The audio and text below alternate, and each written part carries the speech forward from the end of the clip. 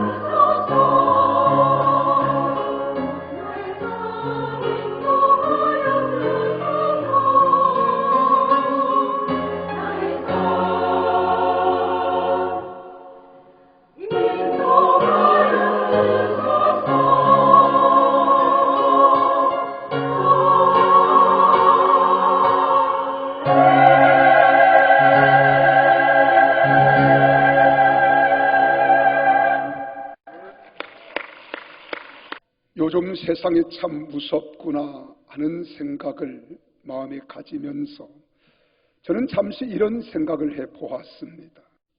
눈에 보이지 아니하는 코로나 바이러스가 오늘 이 땅에 문화를 바꾸어 놓고 있구나. 우리는 서로 대면의 문화였습니다.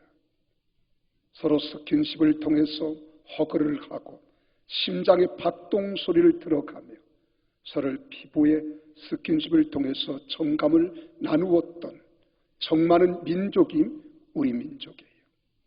그런데 여러분, 코로나 바이러스로 인하여 문화가 바뀌어가고 있습니다. 거리두기 문화예요. 이제 멀리서 나는 너를 가까이 할 수 없고 너는 나를 가까이 할 수 없다. 이런 생각들이 한 주, 두 주, 한 달, 두 달 서로 너도 딸이 되어지니까 국민들의 문화가 바뀌고 있는 거예요. 이러한 삶에 반복되는 습관이 참으로 무섭구나. 여기 저는 또 하나의 소망을 갖습니다. 이런 문화를 바꾸어 놓듯이 나는 우리 평택 순복음교회가 이 시대를 살아가면서 성령으로 충만한 교회, 하나님이 기뻐하는 교회, 행복과 소망이 넘쳐나는 건강한 공동체, 우리 평택 순복음교회가 될 수 있다는 확신과 믿음을 갖습니다. 이와 같은 거리두기 문화가 우리 문화를 바꿔놓고 있다면 우리가 끊임없이 예배를 드릴 때마다, 기도할 때마다 성령님을 사모하고 말씀을 사모하고 믿음 위에 굳게 서서 살아가는 우리가 되기를 간절히 소망하며 믿음으로 기도한다면 역사는 반드시 일어납니다. 우리 대한민국을 변화시킬 수 있는 것은 세상의 어떤 의식이 아닙니다. 풍습도, 세상의 습관도, 세상의 헌법도 아닙니다.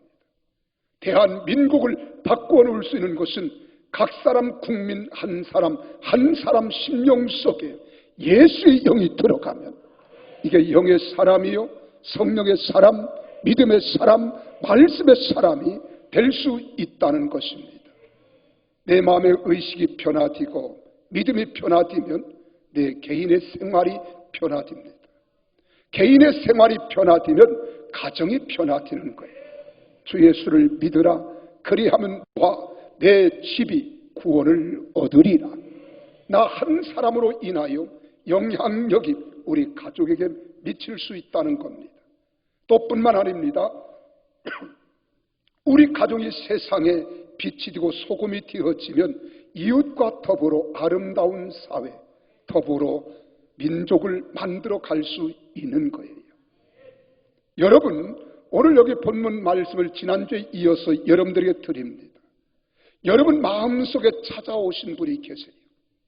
내 곁에 계신 분이 계십니다. 나와 함께 통행하신 분이 계십니다.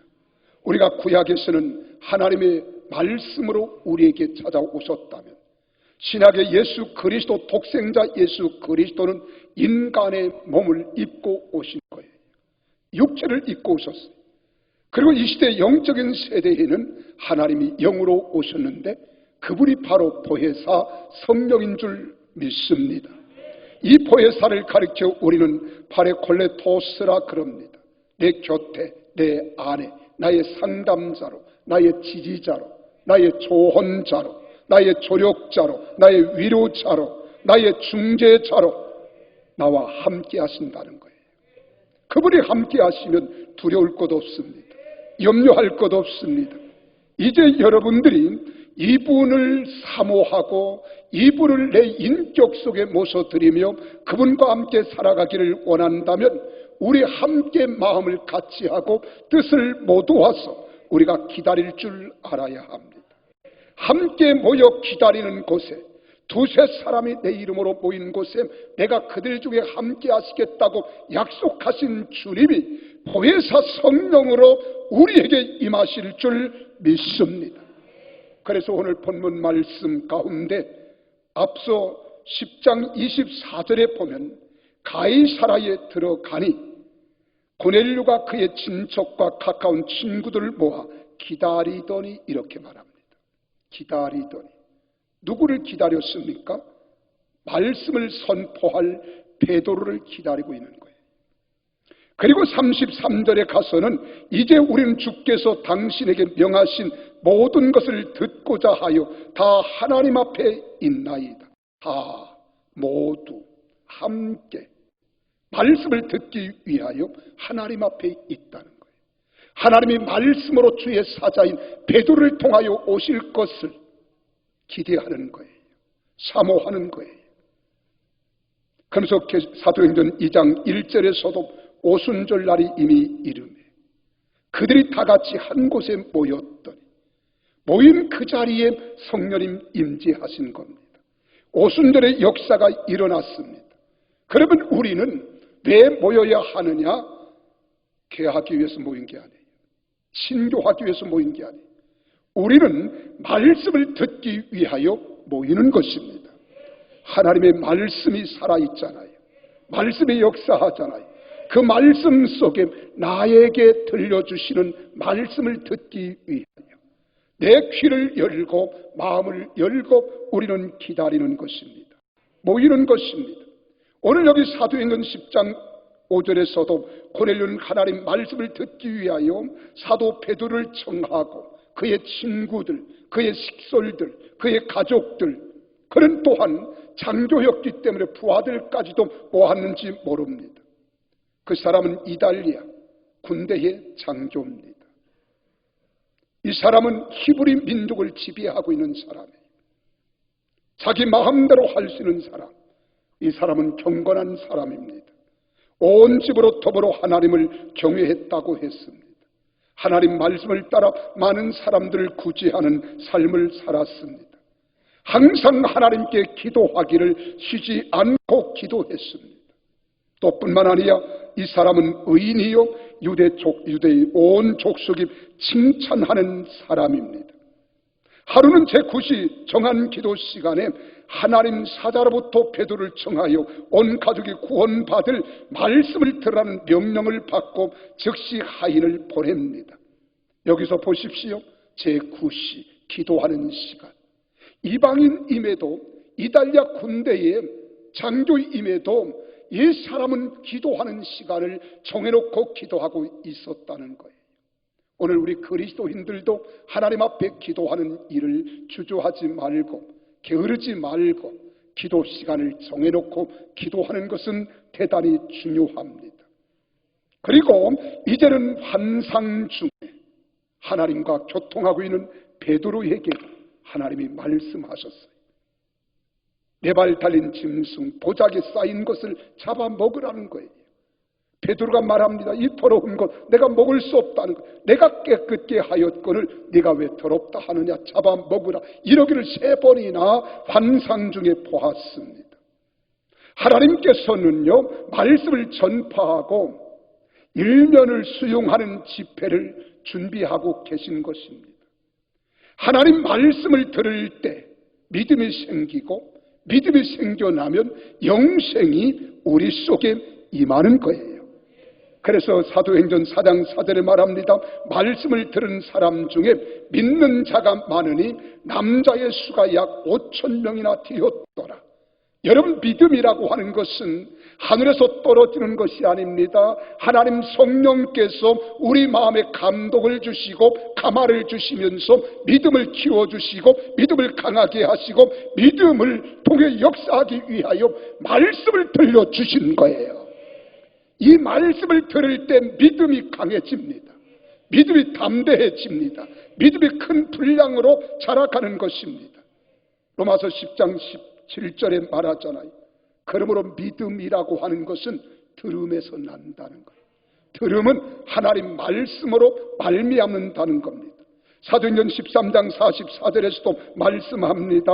그 다음 안식일에는 온 시민이 거의 다, 그래서 거의 다 한 시내에 모든 사람들 가운데 거의 다, 모두 다 하나님 말씀을 듣고자 모였다고 했습니다. 모일 때 말씀을 사모하는 마음이 있어야 돼요. 간절히 사모하는 마음이 있을 때 사모치도록 내 마음속에 말씀을 그리워하고 말씀을 받기를 간절히 갈망하는 그 사람들 속에 하나님의 영이 임하는 거예요. 거기서 역사가 나타나는 거예요. 아무리 주옥 같은 말씀이 선포된다 할지라도 사모하는 자세가 없으면 은혜를 받지 못합니다. 아무리 성령님이 강력하게 역사한다 할지라도 내 마음을 열지 아니하고 말씀을 내가 수용하지 아니하면 여러분 말씀과 상관이 없는 거예요. 나는 이 시간 여러분 졸지 말고 눈을 뜨십시오. 귀를 닫지 말고 귀를 여십시오. 마음을 닫지 말고 마음을 여십시오.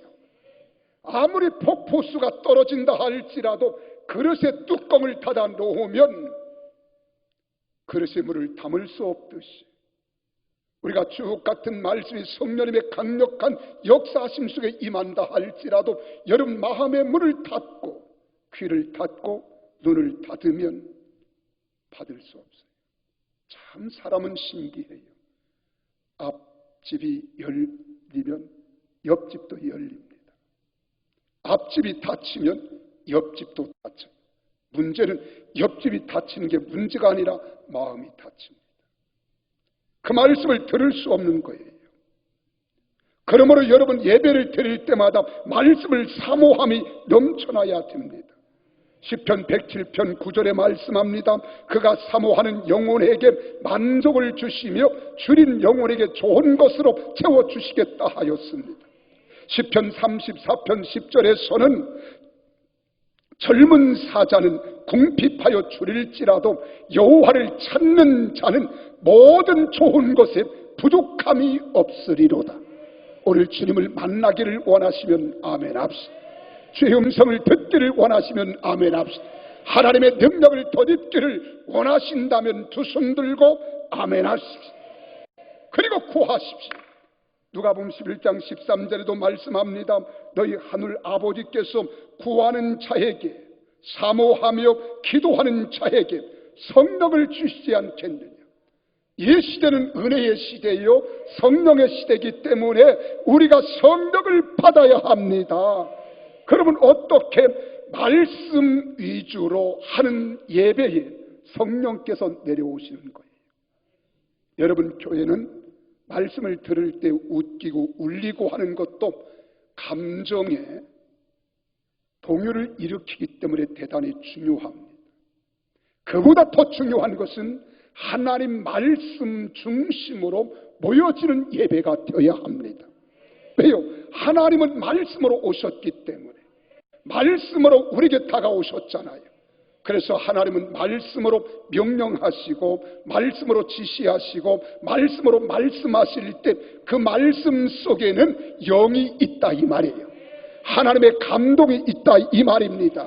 그래서 디모데후서 3장 16, 17절의 모든 성경은 하나님의 감동으로 된 것으로 이렇게 말합니다. 여러분 바이블 성경이 다른 역사 히스토리를 이야기하는 역사책이나 여러분 소설책이나 이런 책과 다른 것은 글자는 같아요. 종이도 같아요. 가족 표지도 같아요. 그러나 그 말씀 속에 하나님의 영이 있음을 믿어야 합니다. 이것이 다른 거예요. 그래서 모든 성경은 하나님의 감동으로 된 것으로 교훈과 책망과 바르게 함과 의롭 교육하게 유익하니 이는 하나님의 사람으로 온전케 하며 선한 일을 행할 능력을 취하게 하려 하심이라는 이 말씀이 역사하는 겁니다. 그래서 말씀 가치를 알아야 돼요. 오늘 여기 고넬료가 말씀의 가치를 알았습니다. 사도행전 10장 25절에 그렇게 말하고 있습니다. 마침 베드로가 들어올 때에 고넬료가 맞아 발 앞에 엎드려 절하니, 이 말은 신분적으로는 절할 수 없습니다. 왜요? 고넬료는 이달리아 군대의 장교입니다. 히브리 민족을 지배하고 있는 자예요. 베드로는 히브리 민족이에요. 또한 로마 사람, 로마 군인들이 가장 경멸하고 싫어하고 로마 황제가 가장 싫어하는 종교를 가진 자예요. 복음을 전하는 자입니다. 근데 그 발 앞에 여러분 엎드려 절을 했다. 이 말은 베드로 앞에 절한 것이 아니라 이것은 말씀의 가치를 알았기 때문에 고넬료는 하나님 말씀 때문에 사도 베드로에게 엎드려 굴복했다는 거예요. 말씀의 가치와 권위에 굴복할 때 성령의 역사가 일어납니다. 여러분, 여기 강 목사가 위대하지 않습니다. 여러분, 강 목사가 여러분보다 뛰어난 것 없어요. 똑똑한 것 없어요. 실력 있는 것도 아닙니다. 근데 여러분들이 강 목사를 신뢰하고 믿고 말씀을 듣고 경청하고자 하는 것은 하나님께서 강 목사를 통하여 영적으로 들려주실 그 말씀 때문인 거예요.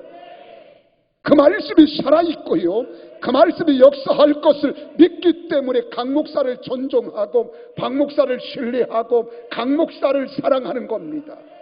나는 그렇게 생각하는데 여러분들은 어떻게 생각하십니까? 요한복음 1장 1절에 그렇게 말하죠. 태초에 말씀이 계시리라. 이 말씀이 하나님과 함께 계셨으니 이 말씀이 곧 누구시다? 하나님이시다. 오늘 고넬료가 베드로가 찾아올 때에 그 발 앞에 엎드려 절한 것은 말씀의 가치를 알았기 때문에 말씀 앞에 절했다는 거예요. 오늘 우리 사랑하는 성도들도 말씀 앞에 굴복할 줄 아는 성도들이 되어지기를 주 이름으로 축원합니다. 뿐만 아닙니다. 여기 고넬료는 말씀의 능력을 알았습니다. 어떻게 알았습니까? 11장 24절을 같이 한번 읽겠습니다. 그가 너와 내 온 집이 구원받을 말씀을 내게 이르리라 함을 보았다 하거늘. 여기서 보세요. 내 온 집이 구원 얻을 말씀이라고 할 때 가정복음화의 능력이 있는 말씀을 수용했다는 말이에요. 여러분, 말씀을 들을 때 어떤 사람이 하나님의 살아계심을 경험하느냐? 절망에 처했을지라도 하나님 말씀을 듣는 순간 말씀을 통하여 능력 주시고 소망 주실 줄 믿고 받아들일 때 소망이 생겨나는 거예요. 어떤 사람들이 치료됩니까? 내가 병들었다고 해도 병든 것 때문에 낙심하고 좌절한 것이 아니라 하나님 말씀을 들을 때에 그 말씀 속에 하나님의 성령님이 함께 하시고 말씀의 능력이 있으니 말씀을 듣고 수용할 때 내가 질병으로부터 자유함을 받겠다는 믿음이 있을 때 질병이 떠나가는 거예요. 내가 억압되어 있다 할지라도 나를 자유케 하시고 문제가 있다 할지라도 문제를 자유케 하시며 해결하시는 말씀의 능력을 믿고 수용하면 여러분 능력의 기적을 체험할 줄로 믿으시기를 바랍니다. 그래서 히브리서 4장 12절에 말씀하잖아요. 하나님 말씀은 살아있고 활력이 있어 좌우의 날선 어떤 검보다도 예리하여 혼과 영과 및 관절과 골수를 찔러 쪼개기까지 하며 또 마음의 생각과 뜻을 판단하시나니라고 말씀합니다. 뿐만 아닙니다. 베드로전서 1장 23절에서도 썩지 아니할 씨로 된 것이니 살아있고 항상 있는 하나님 말씀으로 되었느니라고 말씀합니다. 말씀은 썩지 아니할 씨요 살아있는 말씀입니다. 그렇습니다. 하나님이 살아계시기 때문에 예수님도 살아계시고 성령님도 살아계셔서 오늘 말씀을 통하여 역사할 줄로 믿습니다. 구원을 주시는 하나님의 말씀 위주의 예배 준비를 했다는 겁니다. 그랬더니 하나님의 성령님이 내려오셨습니다. 오늘 우리도 말씀 중심의 위주의 예배가 되어지고 가정이 되어지고 여러분 삶이 되어지면 하나님의 영이 함께할 줄 믿으시기를 바랍니다. 그러면서 말씀을 들을 때 성령께서 내려오잖아요. 여러분 말씀 듣는 것 소홀히 하지 마세요. 말씀을 듣는 모든 사람에게 하나님의 임재와 축복이 있는 겁니다. 성령님의 역사하심이 있는 거예요. 그래서 예배 시간에 다 당도해서 들어와서 헐레벌떡 예배 드리려고 하면 마음도 분주하고 답답하고 시간만 때우게 되는 거예요. 좀 미리미리 오셔서 하나님께 기도할 때부터 성령님이 내 마음을 휘어 감는 겁니다. 찬양할 때 내 마음이 열려지는 거예요. 예배를 드릴 때 말씀을 듣는 순간 하나님 말씀이 내 심령밭에 옥토에 뿌려져서 30배, 60배, 100배의 결실을 맺을 줄로 믿으시기를 바랍니다. 그 말씀을 듣는 일을 소홀히 하지 마십시오. 오늘 44절에서 그렇게 말합니다.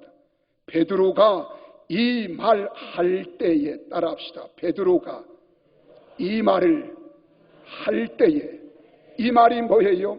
하나님 말씀을 선포할 때 성령님께서 말씀을 듣는 모든 사람에게 내려오셨다고 말씀하고 있습니다. 그렇습니다.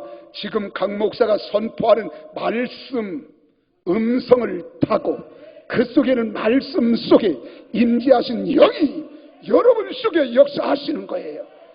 내 마음을 강타할 때가 있어요. 내 마음을 울적하게 만들 때가 있어요. 내 마음을 시원케 할 때가 있어요. 내 마음을 평안하게 할 때가 있어요. 내 마음에 용기를 줄 때가 있어요. 내 마음에 소망을 줄 때가 있어요. 아멘 안 하는 사람들은 끝까지 아멘 할 때까지 하겠어요. 그 말씀이 들려올 때 내 마음을 움직이는 겁니다. 내 생각을 작용하는 겁니다. 그리고 그 말씀에 내가 사로잡히는 거예요. 그러면 이 말씀이 기도해야 되겠다, 내가 하나님께 작정하고 금식해야 되겠다, 내가 주님께 봉사해야 되겠다, 헌신해야 되겠다, 더 열심을 내야 되겠다, 이럴 때 그 말씀을 붙잡고 하나님 이렇게 할 수 있는 능력을 주십시오. 그때 성령님이 임하시는 거예요. 오늘 본문에도 보십시오. 뭐라고 말씀했습니까? 말씀을 듣고 기도할 때 성령님이 충만히 임하시잖아요. 사도행전 4장 31절에 그렇게 말합니다. 필기를 다하며 모인 곳이 진동하더니 무리가 다 성령에 충만하여 담대히 하나님 말씀을 전하니라고 했습니다. 여러분 사도행전 전체를 보면, 사도행전 4장 전체를 보면 이 4장에서는 성령 충만을 구하지 아니합니다. 다만 세 가지를 하나님께 기도했더니 성령을 충만하게 부어주셨다는 거예요. 그 첫째가 무엇입니까? 한 마음으로 하나님께 소리 높여 기도했다는 거예요. 한 마음으로 소리 높여. 사도행전 4장 24절 같이 한번 읽어볼까요? 시작. 그들이 듣고 무엇을 들었어요? 말씀을 듣고 그 다음 한 마음으로 하나님께 소리 높여 이르되. 보십시오. 한 마음으로 소리 높여 이르되. 어제 그제 새벽인가요? 제가 이렇게 새벽 말씀을 들으려고 회중석에 앉아서 기도하고 있는데 두 분이 서로 이렇게 대화하는 내용이 들려요. 너무 소리치지 말라고. 시끄러워서 기도가 안 된다고. 무슨 이야기 하려고 그러 내가 알아요. 그렇게 계속 이야기를 듣는데 목사님한테 상담 좀 하라고, 목사님한테 물어보라고 그래. 근데 그 말이 너무 소리치지 마세요. 내가 기도에 방해가 됩니다. 시끄러워서 기도를 못하겠어요. 이 말이 맞는 것 같지만 꼭 맞는 말도 아니고 틀린 말도 아니에요. 그럼 목사님 무슨 말입니까? 앞에서 말씀을 선포하는 주의 사자들이 다 같이 소리 높여 한음소로 기도합시다. 그럼 소리내서 기도해야 돼? 묵상해서 기도해야 돼? 현명하신 재판관 여러분, 소리 높여 기도해야 되는 거예요. 물론 여러분 옆 사람이 너무 소리 높여 기도하면 내 귀에 장애물이 됩니다. 기도가 안 됩니다. 내가 참으로 그것 때문에 성가스럽습니다. 신경이 쓰입니다. 그럼 그 옆 사람 소리가 들리지 않게 하는 방법이 딱 하나 있습니다. 더 크게 소리 높여 기도하세요. 그럼 절대로 옆 사람 소리가 들리지 않습니다. 그런데 놀라운 것은 여러분 우리가 소리 높여 기도하고 하나님의 감동과 감화를 받아 성령 충만하면 내 마음이 감동이 되어 그분께 사로잡히면은요, 내가 속으로 중얼중얼해도요, 옆 사람 소리가 아무리 스피커를 넣고 우리에게 말하고 떠든다 할지라도 그 소리가 내게 들려오지 않습니다. 참 놀라운 거예요. 이게 영적인 사람입니다. 여러분 우리가 기도할 때 소리만 다 친다고 하면 안 해요. 우리가 하나님 앞에 영적으로 로켓 기도를 해야 됩니다. 이제는 여러분 북한에서 쏘아 올리는 게 뭐가 있어요? 로켓 기도를 넘어서 미사일 기도를 해야 되는 거예요. 추진하고 발사할 때 여러분 텔레비에서 보셨잖아요. 굉음을 울리는데 여러분 16km 떨어진 곳에서 귀에다가 탁 이어폰을 귀로 막습니다. 얼마나 굉음이 큰지. 16km 떨어진 곳에서. 우리가 텔레비전에서 보면은 가까이서 보는 것 같으면 전혀 그렇죠. 무려 16km 떨어진, 약 20km 떨어진 곳에서 그 로켓가 우주선이 발사하는 것을 보고 있는 거예요. 얼마나 소리가 굉음이 큰지, 얼마인 줄 아십니까? 힘이 1억 마력이에요. 놀래지도 않네요. 우리가 하나님 앞에 기도할 때도 마찬가지입니다. 내가 기도의 줄을 잡기 위해서는 옆 사람이 어떤 소리를 내도 거기에 신경 쓸 이유가 없어요. 그 사람보다 내가 더 큰 소리로 기도하면 그 사람 소리 들리지 아니하고 하나님의 영이 나를 사로잡으면은요, 옆 사람이 아무리 떠들어도 나는 중얼거리고 속으로 주님과 영적 교통을 해도 소리가 들리지 않습니다. 그런데 오늘 여기 본문은 그렇게 말하는 겁니다. 뭐라고 합니까? 한 마음으로 하나님께 소리 높여 기도했다는 거예요. 지금 소리 높일 상황이 아닙니다. 왜요? 복음 전파를 금지한 사내들인 공회의 판결이 났잖아요. 그럼 굴복하면 뭐 해야 돼요? 기도하지 말아야 돼요. 주 예수의 이름으로 기도하지도 말고 선포하지도 말아야 돼요. 오직 복음 전파에 더 매진할 것을 다짐하는 이들입니다. 너희가 그런 말을 한다 할지라도 우리는 두려워하지 않겠다, 겁내지 않겠다, 머뭇거리지 않겠다, 중단하지 않겠다는 거예요. 도리어 한 마음으로 합심해서 기도하는 장면이 4장 24절에서 30절에 기록된 겁니다. 마하가 다락방에서도 마찬가지입니다. 예수님께서 하나님 나라로 올려가시며 예루살렘을 떠나지 말고 내게 들은 바 아버지의 약속하신 것을 기다리라고 했어요. 여러분, 마하가 다락방에서 열흘 동안 전혀 오로지 기도하기를 전혀 힘쓴 그런 상황입니까? 아닙니다. 여러분, 예수 믿는 사람들을 잡아다가 원형 극장에서 사자밥이 되게 하고 감옥에 가두고 사지를 찢어 죽이고 가죽을 벗겨 죽이고 목을 잘라 죽이는 그런 상황입니다. 그런데 하나님의 성령을 사모하기 때문에 그들이 열흘 동안 전혀 오로지 기도했더니 오순절날에 하나님의 성령님이 임하신 줄 믿으시기를 바랍니다. 그들의 두려움이 사라진 거예요. 염려가 사라지고 근심이 사라지고 겁남이 사라지고 담대히 거리로 뛰쳐나가서 예수는 그리스도라고 증거한 줄 믿으시기를 바랍니다. 여러분, 지금 우리 대한민국 상황이 그렇잖아요. 코로나 바이러스 때문에 모이지 마라, 예배 드리지 마라, 믿는 사람들 가운데에서도요, 정부에서 막는 일을 왜 교회가 굳이 하냐? 그게 잘못됐다는 겁니다. 그러나 우리 교회는 빠짐없이 드렸어요. 정부가 요구하는 것 다 했습니다. 거리두기 앉았잖아요. 성도들이 얼마나 펑펑 줄었는가 보세요. 마스크 착용했잖아요. 다 복면한 강도들 같아요.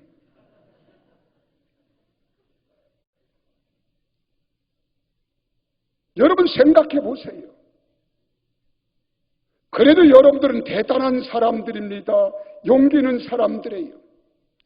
어제도 제 성역 40주년 우리 항존지 임직식을 가질 때 눈물 겹더라고요. 이 성전에 나와서 예배하는 그들, 너무 감사해서 그들은 목숨 걸고 오신 분들이다. 그래서 제가 어제 큰 절을 올렸잖아요. 고맙고 감사합니다. 너무 감사합니다. 여러분들의 신앙이 바로 그겁니다. 물론 여러분 요즘에 그래요. 직장에 가면 교회 갔다 와서 아예 노골적으로 공식적으로 그렇게 말한답니다. 교회 갔다 왔어? 이전에는 말범 끝도 못했는데 갔다 왔다 하면 경계한다는 거예요. 그래서 미안해서 못 나간다는 거예요. 여러분, 이해는 됩니다. 그러나 우리의 신앙은 성령 충만은 코로나를 초월하는 거예요. 담대한 목숨을 거는 거예요. 이게 신앙입니다. 이게 순교적 신앙인 거예요. 사내들인 공회는 기독교의 종교 최고 의결 기관이라고 해도 괜찮습니다. 여기서 예수는 그리스도라고 증거하지 말라는 거예요. 총회가 그렇게 결의한 겁니다. 그랬더니 사도들과 예루살렘 교회는 아니다, 더 소리 높여 기도하고 예수는 그리스도라고 담대히 증거한 거예요. 하나님이 그들에게 희망한 겁니다. 그들을 사육해 주신 거예요. 그래서 유대를 정복하고 로마를 정복하고 유럽을 정복하고 미국을 정복하고 그 복음이 대한민국까지 왔지 않습니까? 이제 우리가 그 은혜를 입었으니 믿음으로 승리하는 우리 모두가 되어지기를 예수 이름으로 축원합니다. 그랬더니 담대히 하나님 말씀을 예수의 이름으로 전하기를 위해서 기도했더니 성령님이 임하신 거예요. 사도행전 4장 29절에 말합니다. 종들로 하여금 담대히 하나님 말씀을 전하게 하여 주시오며 라고 기도하잖아요. 성령님을 우리에게 보내주시는 목적은 예수 그리스도의 복음과 부활의 복음, 회개의 복음, 내세의 복음, 복음의 주체가 되시는 예수는 그리스도라고 전하게 하기 위하여 성령님이 오시는 거예요. 그래서 내가 성령 충만한 사람인지 아닌지 어떻게 하느냐? 내가 지금 만나는 사람들에게 영혼에 대한 눈이 보여야 합니다. 영혼의 심령이 보여야 합니다. 그래서 내가 그들에게 예수의 복음을 전하는 사람이라면 나는 성령 충만한 사람이에요. 그런 내가 그들을 보고도 내가 부끄러움을 느낍니다. 창피하고 뒤로 물러가서 마음에 흐물흐물거립니다. 용기가 나지 않아요. 아직 성령이 충만하지 못한 거예요. 나는 우리 사랑하는 평택 순복음교회가 다 성령이 충만한 능력 있는 성도요, 능력 있는 교회가 되시기를 주의 이름으로 축원합니다. 예수님께서 요한복음 15장 26절에서 그렇게 말씀하시잖아요. 내 아버지께로부터 너에게 보낼 보혜사 곧 아버지께로부터 나오시는 진리의 성령이 오실 때, 내게 임하실 때 그가 나를 증언할 것이라고 말씀을 가르치고 있습니다. 사도행전 1장 8절에서는 오직 성령이 너에게 임하시면 내 증인이 되겠다는 거예요. 예루살렘, 온 유대, 사마리아 땅끝까지 내 증인 되게 해주시겠다는 거예요. 그러므로 예수 그리스도의 복음의 증인 되기를 사모하며 기름을 부음받기를 원하시며 기도하라는 거예요. 그러면 성령님을 우리에게 주실 줄 믿으시기를 바랍니다. 그래서 가장 중요한 게 있습니다. 그게 뭔 줄 아십니까? 예수 그리스도의 이름으로 긍휼하심을 나타내도록 기도하십시오.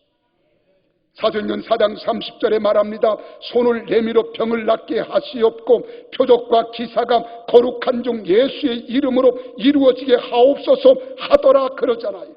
이 말씀은 병 낫게 하는 것이 목적이 아닙니다. 표적과 기사가 나타나는 능력이 목적이 아닙니다. 병든 자를 주님의 심장을 가지고 불쌍히 여기고 표적과 기사를 통하여 회복될 자들의 마음을 알아가는 긍휼의 마음이 필요하다는 거예요. 내 마음에 그런 마음이 가질 때 사람의 마음으로 되는 것이 아닙니다. 하나님의 성령으로 되는 줄로 믿으시기를 바랍니다. 그래서 내 마음에 예수의 마음을 주세요. 내 심장이 예수의 심장으로 완전히 환장되게 해주세요. 바뀌어지게 해달라고 우리가 기도해야 돼요. 그래서 병든 자를 보면 병든 자의 마음과 생각이 내 마음에 와닿아야 합니다. 그래야 함께 울 자를 위해서 울고 웃을 자와 함께 웃고 함께 힘을 나눌 자와 함께 나누는 거예요. 나는 우리 교회가 그런 교회 되기를 바랍니다. 아픈 사람을 보면 낫게 해주세요. 이게 아니에요. 그 사람의 고통을 내가 이해할 수 있어요. 그분의 아픔을 내 것으로 내가 받을 수 있어요. 그분의 슬픔을 나의 슬픔으로 만들고 그의 고통을 나의 고통으로 받아들여 그가 당하는 고통과 아픔과 슬픔이 내 아픔과 슬픔이 되어 내가 그 마음으로 기도하자는 거예요. 이게 예수의 마음이에요. 예수의 사랑이에요. 이런 교회가 되기를 주의 이름으로 축원합니다. 그러므로 기도해야 합니다. 주님의 마음을 소유할 수 있도록 기도해야 합니다. 주님의 자비로운 마음, 예수님의 긍휼하심의 마음을 여러분 우리가 구해야 돼요. 그래야 기사와 표적이 예수 그리스도의 복음을 전하는 도구가 될 수 있는 겁니다. 기사와 표적이 예수의 십자가 복음을 전하는 이름이 되게 하시는 거예요. 예수님의 이름으로 표적과 기사가 나타날 때 주의 나라가 확장되게 하시고 의가 이루어질 줄로 믿으시기를 바랍니다. 그래서 4장 31절에 필기를 다하매 라고 하는 말은 세 가지 현상을 말합니다. 첫째는 모인 곳이 진동하더니 그랬어요. 여기 진동했다는 말은 여러분 기도가 연락된 가시적 증거입니다. 성령님의 강력한 임재의 현상입니다. 그랬더니 막 몸이 떠는 거예요. 몸이 막 떨기 시작하는 거예요. 진동입니다.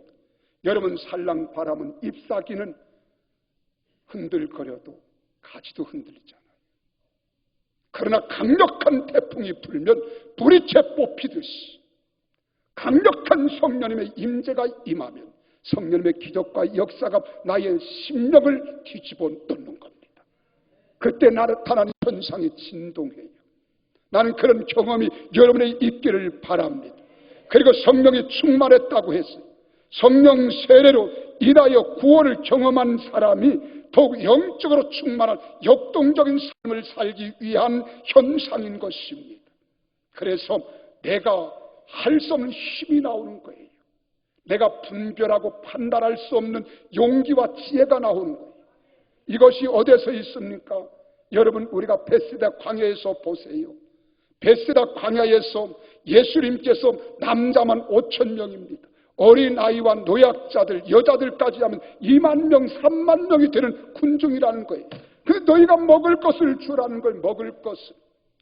그랬더니 여러분 갈릴리 대학 수학과 출신인 빌립 집사가 예수님 어떻게 이 많은 사람을 먹일 수 있습니까?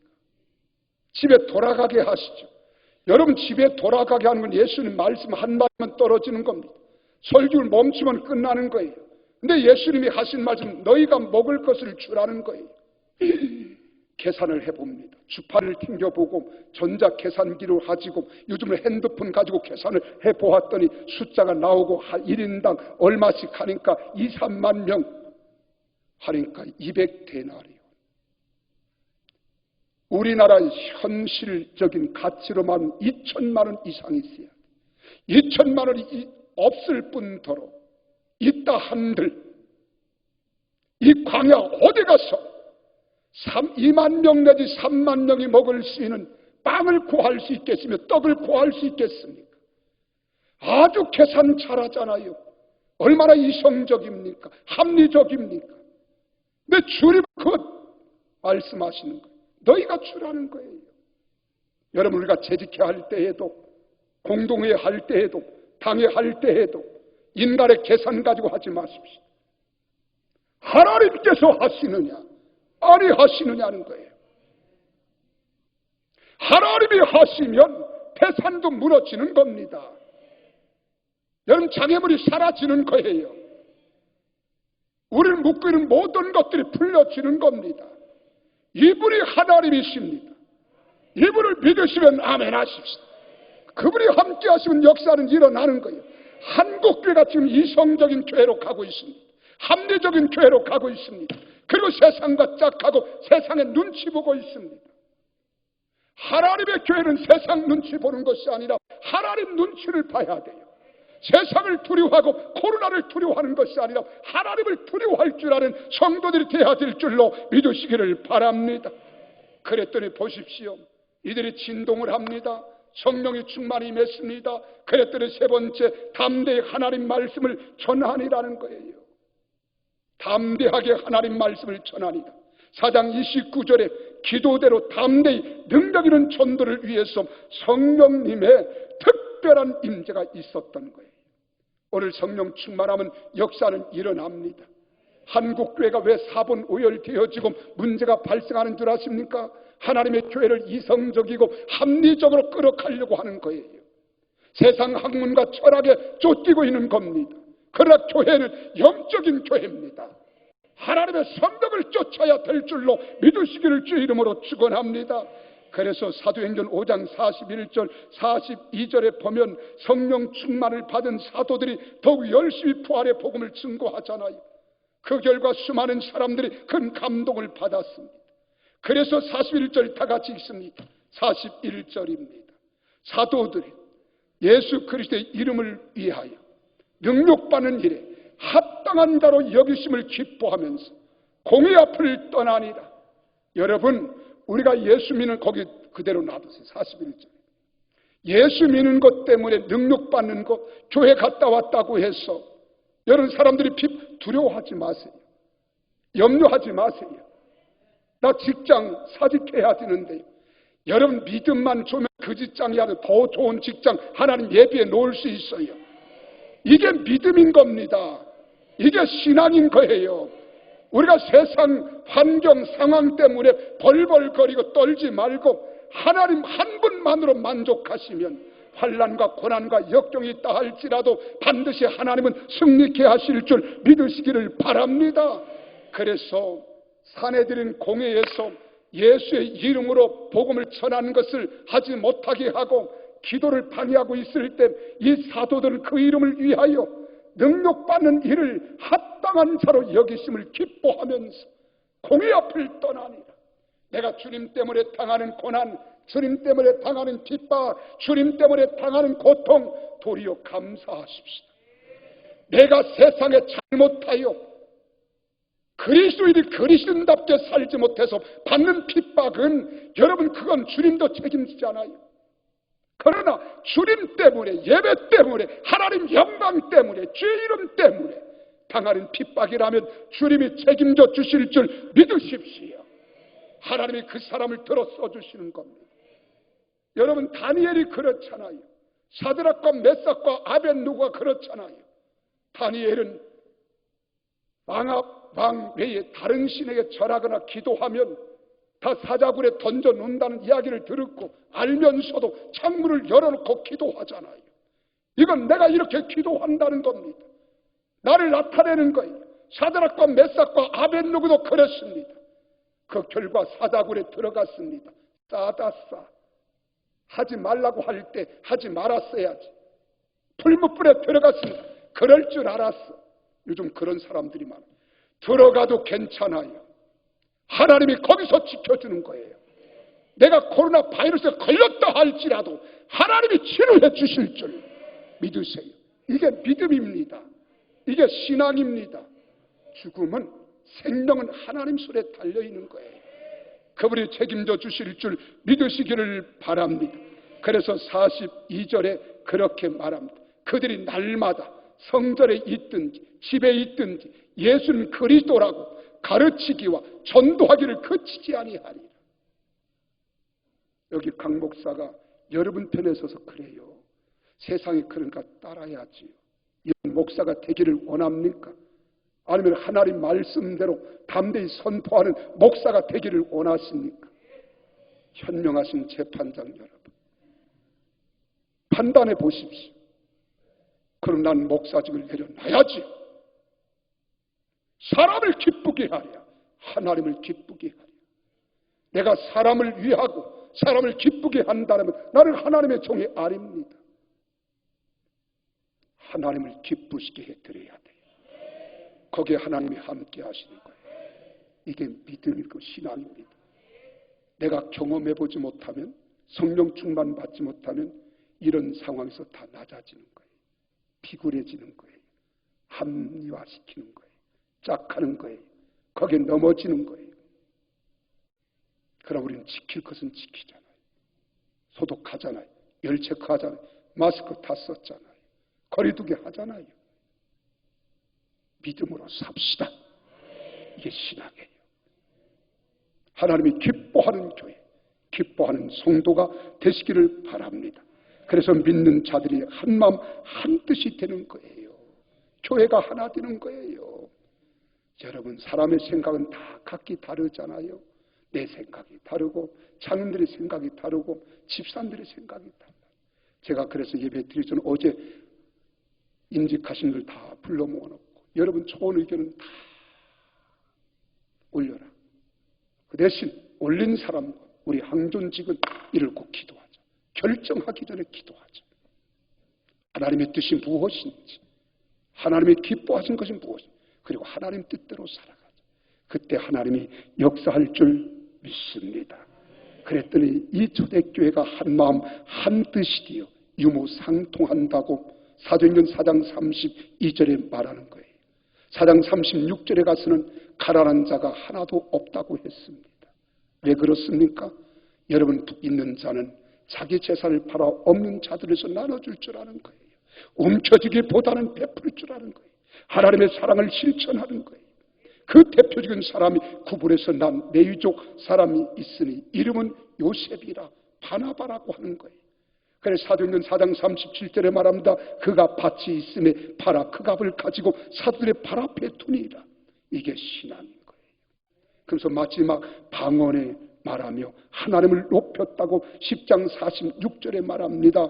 방언의 종류는 여러 가지가 있어요. 하나님과 기도할 때 영적 방언인 대신 방언이 있어요. 내가 영어를 못할지라도 하나님이 다급하셔서 복음을 전하게 하실 때 대인 방언이 있습니다.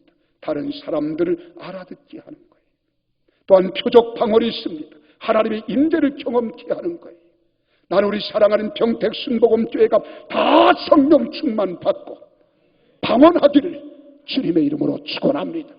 우리 항존직들은 다 방언해야 합니다.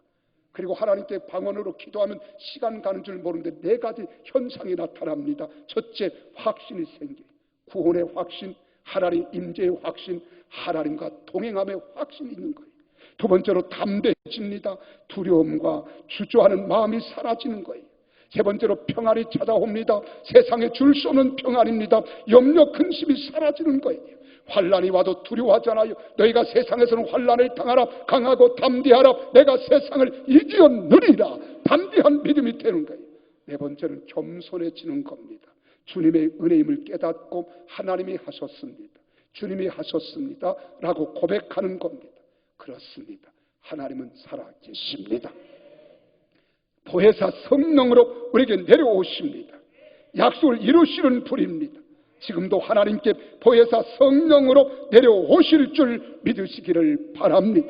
그분은 거룩한 보혜사 성령으로 우리에게 오셨다는 거예요. 사모하며 기다리는 자들에게 내려오셔서 함께 하시고 동행하시고 삶의 현장에서 도와주시기를 원하십니다. 오늘도 성령 충만 받아 능력 있는 신앙생활을 통하여 승리하는 우리 모두가 되시기를 주의 이름으로 축원합니다. 기도하겠습니다.